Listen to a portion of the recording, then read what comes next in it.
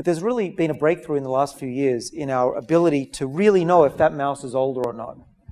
Not just by looking at it, but by measuring its age. And we no longer, in my field, count age by candles. We can actually count the age biologically because there's a clock that ticks over in mice, in whales, in bats, and in our own body, which we can measure.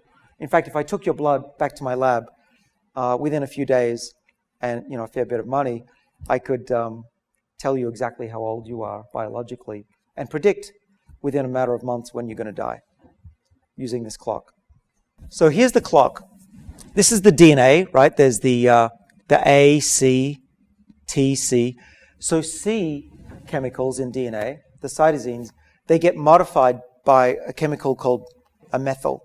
And a methyl is just carbon, hydrogen, hydrogen, hydrogen. It's nothing spectacular. But it's like crust on, well, I think it's probably better analogy would be the plaque on your teeth.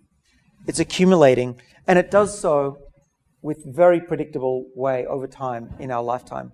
So I can measure your methylation pattern with a DNA sequencer for a few $100, and I could say you're older or younger for your age by this much.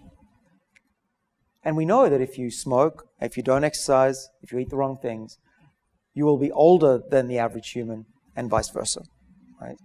So this is a new world, and so what we could do with these mice is we could measure their actual biological age, and what you can see from this, okay, I lied. I have another graph, but it's not a very complicated one.